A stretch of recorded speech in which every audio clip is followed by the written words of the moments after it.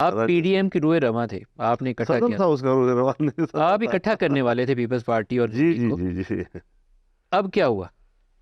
دیکھیے P D M انتخابی اتحاد نہیں تھا، پی ڈی ایم حکومتی اتحاد بھی نہیں تھا، کیونکہ حکومت میں پیپلز پارٹی بھی تھی کہ جو پی ڈی ایم سے نکل چکی تھی، حکومت میں اے این پی بھی تھی کہ جو پی ڈی ایم سے نکل چکی تھی، حکومت میں ایم کیو ایم بھی تھا، حکومت میں باپ، اور وہ تو پی ڈی ایم کا حصہ ہی نہیں تھے، تو یہ حکومتی اتحاد بھی نہیں تھا اور انتخابی اتحاد بھی نہیں تھا، یہ صرف ایک تحریک کے لیے منیمم پوائنٹ کے اوپر ہم چل رہے تھے، اور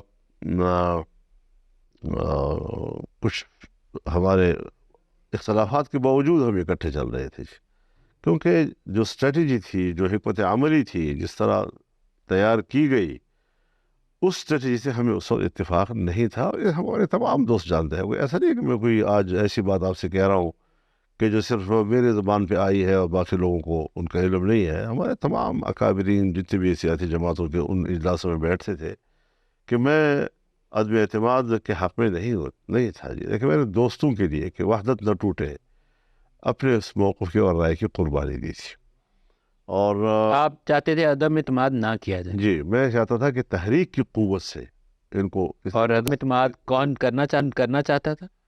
عدم اعتماد کی تحریک پیپلز پارٹی چلا رہی تھی، اور پیپلز پارٹی کے حوالے سے میں اگر آپ کو صرف اتنی بات کہہ دوں کہ میرے پاس خود جنرل فیض حمید صاحب آئے تھے اور انہوں نے مجھے کہا تھا کہ ود ان دا سسٹم آپ جو کرنا چاہیں ہمیں اس پہ اعتراض نہیں ہوگا، لیکن آؤٹ آف دا سسٹم نہیں۔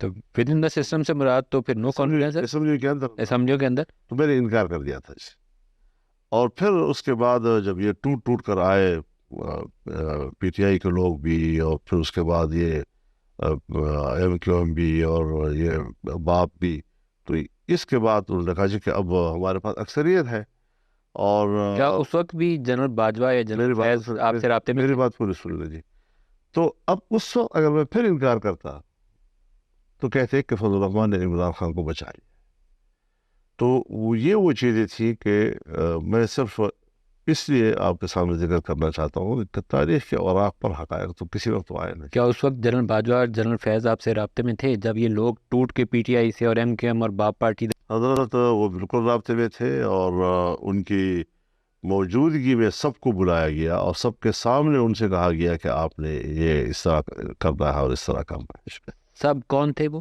سب پارٹیاں، نون لیگ اور پیپلز سب پارٹی؟ پارٹیاں، اور ان کا نام مت لیں آپ، اور ان کو کس نے کہا کہ یہ کرنا ہے؟ سب پارٹیاں، کس نے کہا یہ کرنا؟ باجوہ صاحب اور فیض حمید صاحب دونوں تھے، کیا کہا انہوں نے؟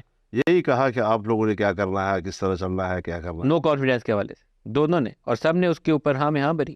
پھر تو یہ کہنا چاہیے کہ موو جو تھی وہ ادھر سے تھی، تو نون لیگ اور پیپلز پارٹی نے صرف مہر لگا دی اس آپ کے اوپر، واقعی صحیح صحافی ہیں، آپ نے بات نکال ہی لیا ہم سے، تو پھر مہر لگا دی نون لیگ اور پیپلز پارٹی نے اوپر سے مہر لگا دی۔ مہر لگا دی، تو پھر تو ان کو مزہ پی ڈی ایم کو جو کچھ پھر مشکلات پیش آئی ہیں، جو اکنامک ڈیفیکلٹیز پیش آئی ہیں، پھر تو I think P M L N deserve کرتی ہے کہ ان کو جو کچھ ہوا ہے۔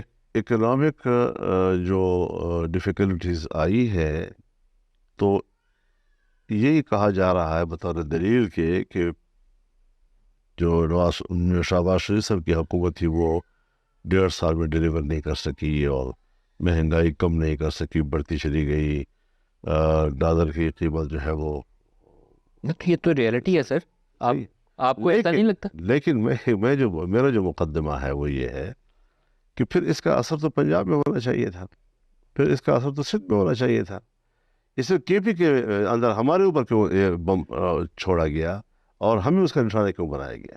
آپ کے اوپر ایک تو وہ جو دہشت گرد حملوں کا ایشو تھا وہ بھی آپ کے اوپر کافی زیادہ متاثر کیا حضرت اس نے تو ہمارے تو امیدوار گھر سے ہی نہیں کر سکتے تھے، لیکن کتنے ہمارے ہندو دنوں میں شہید نون لیگ والا ہوئے۔ مسئلہ ابھی میں سمجھ نہیں پایا سر، آپ سے میں تھوڑی سی اس کی وضاحت چاہتا ہوں۔ پنجاب میں ہم الیکشن کور کر رہے تھے، میں نے تقریباً سارے پنجاب کے حلقوں میں گیا ہوں، ایک تاثر بڑا موجود تھا کہ مہنگائی کی وجہ سے ان پاپولر ہے پی ایم ایل این، اس دفعہ ووٹ اس کو نہیں ملے گا، اور پی ٹی آئی کے لیے سپورٹ موجود تھی پنجاب کے اندر، جو بھی گڑبڑیں ہوئی اس کے باوجود نون لیگ لیڈنگ پوزیشن میں نہیں ہے، اس کی ریفلیکشن ہمیں نظر آتی ہے۔ شہباز شریف اوپر کیسے آئے؟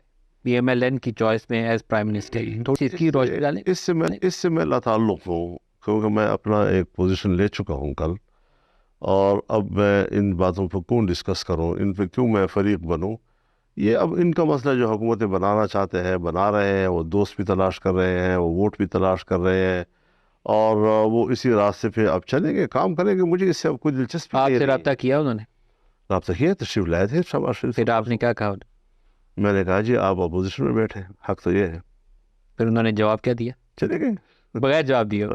جی۔ نواز شریف صاحب نے آپ کو کال نہیں کیا؟ نہیں، پاکستان تحریک انصاف کا وفد آج ابھی سے تھوڑی دیر میں آپ سے ملنے آئے گا، ان کو کیا جواب دیں؟ وہ تو جب آئے گا، جو بات کریں گے، اس کے بعد پتہ چلے گا کیا جواب دینا ہے۔ لیکن کل آپ نے ایک بڑی خوبصورت بات کی، آپ سیاست میں بڑی سمارٹ پوزیشنز لینے میں شاید ملکہ رکھتے ہیں۔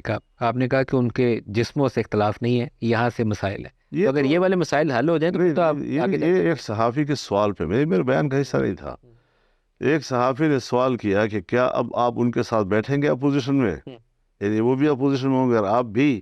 تو میں نے کہا وہ جسموں کا کوئی جھگڑا تو نہیں ہے کہ ہم ایک اپوزیشن سائڈ پہ بیٹھیں گے، مسئلہ تو سوچ کا ہے، دماغ کا ہے، تو وہ فرق اپنی جگہ پر ہے۔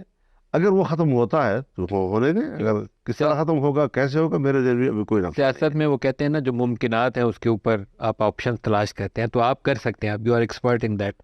وہ ایک ایشو جو ابھی سامنے آئے گا آپ کے سامنے، پاکستان انصاف والے پرائم منسٹر کا اپنا کینڈیڈیٹ ڈالیں گے، پھر ان کے 92 ممبرز ہیں، اگر وہ بچے رہے، ان کے ساتھ سارے توڑ نہ لیے گئے، تو یا وہ لیڈر آف دی اپوزیشن بنیں گے۔ تو مولانا فضل الرحمان ان کو سپورٹ کریں گے پرائم منسٹر کے کینڈیڈیٹ میں، یا لیڈر آف دی؟ ہم بالکل بھی اس میں حصہ نہیں لے رہے، نہ مسلم لیگ کی، اگر ہم کرتے پھر ہم مسلم لیگ کو کرتے، لیکن جب ہم ہیں ہی نہیں اس کو ہم تحفظات کے ساتھ شریک ہو رہے ہیں، اور ود کوشچن ہم اسمبلی میں جا رہے ہیں، جس طرح پہلے بھی ہم گئے، تو اس میں تو خیر ہم نے ووٹ بھی استعمال کیا تھا مسلم لیگ نون کے، ہم نے ایک باقاعدہ مشاورت کے ساتھ، جو اب تو مشاورت ہی نہیں ہے، اب تو ہم اکیلے تنہا ہیں نا۔ کیا ایسی لیکن اسمبلی چل پاتی؟ جی، کیا ایسی اسمبلی چل پائے گی جس میں 80 مائنورٹی گورنمنٹ، 80 اراکین والی حکومت چلا رہے ہوں گے اور باقیوں کے رحم و کرم پر ہوں گے؟ جس دن پارٹی ذرا خفا ہوئی، ادھر دیکھا انہوں نے تو حکومت نیچے۔ میں تو اس طرح کے حکومت بنانے کی جو حکمت عملی ہے، اس کو کوئی کامیاب حکمت عملی نہیں کہہ رہا، اور لیکن یہ ہے کہ اب اگر انہوں نے فیصلہ کیا ہے تو یہ اس کے اچھے برے کے ذمہ دار وہ خود ہوں گے۔ ایک آپ کا 9 مئی کے اوپر کل سٹیٹمنٹ تھا، 9 مئی میں اسے ایکچولی یوم سائی کہتا ہوں، جو ٹرم اس کے لیے دی گئی ہے، کیونکہ اداروں کے اوپر حملہ کرنا کوئی عقل مندی کی بات نہیں ہے، اپنے ملک کو کھوکھلا نہیں کرنا تھی۔ آپ نے کہا کہ 9 مئی کا بیانیہ دفن ہو گیا انتخابی۔